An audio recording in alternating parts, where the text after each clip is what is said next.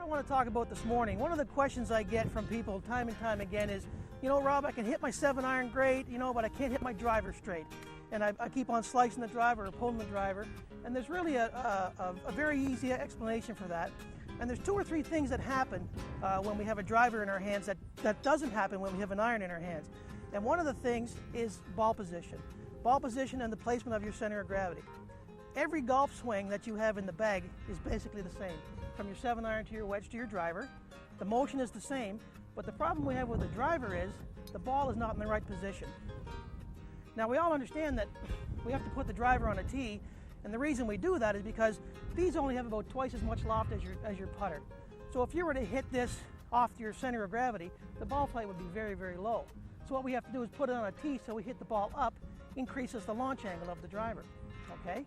So what we do now is we place the ball forward in our stance. One of the first problems that people have is the ball is never in the same position twice. They can't get it in the same place twice. Now, there was a study done, and a professional when he takes a stance, every stance was the same, and the amateur, in 20 stances, there wasn't 2 of the same ball position. So what we need to do is the first thing we need to do is we need to have a way to get our ball position the same. So the way we do that is very simple. Take your stance with your center of gravity or your shirt button right on the golf ball with the ball right between your toes. Now all you need to do is turn your left toe out. Okay? Now that unlocks your hips so you can make your swing turn. Then take your stance, your normal stance with your right foot. Okay? Now you're in perfect position. Your center of gravity or your shirt button is about 4 inches behind the golf ball where it should be. Okay? Now, when you swing the golf club in this manner, the bottom of your swing happens right here, and then you swing up and hit the ball off the tee. Okay? Now the problem we have is 2 things. The first thing I see amateur golfers do is this. When they set up, they move the club face up to the golf ball. That does 2 things. Number 1, my center of gravity is now closer to the ball than it should be. Okay? And number 2, my shoulder lines are aiming about 75 yards left of my target.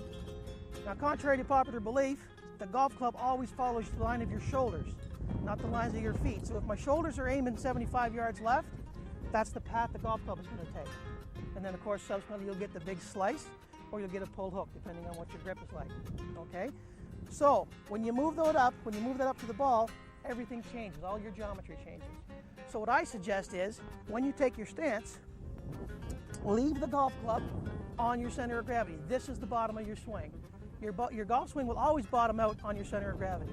It'll never bottom out anywhere else. Wherever your shirt button moves to is where the club is going to bottom. Now, who all hits that pop-up shot once in a while?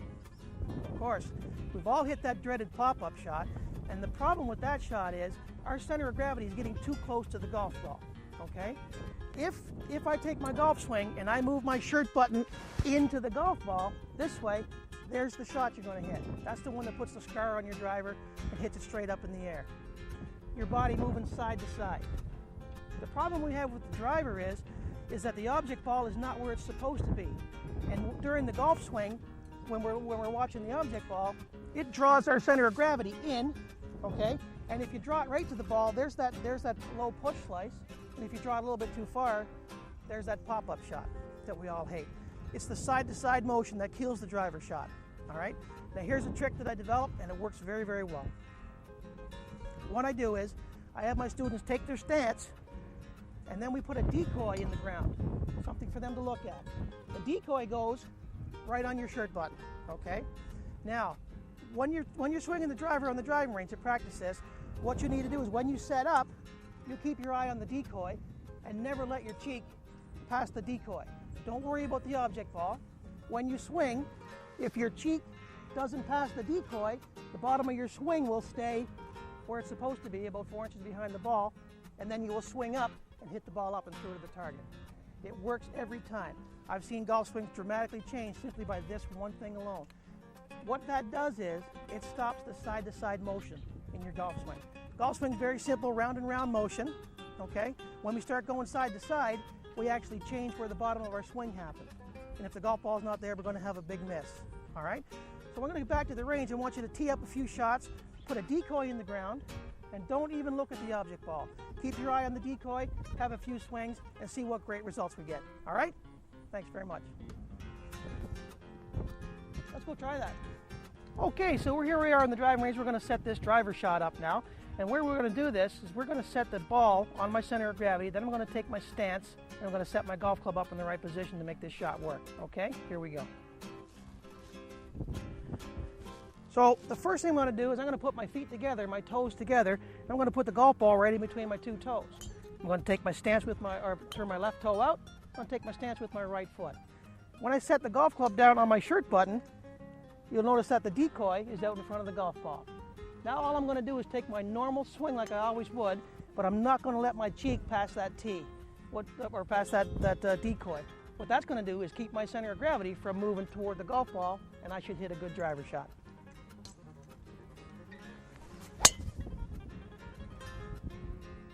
Next week. Until next time, this is Rob, your golf pro from Tierra del Sol. Have a nice day.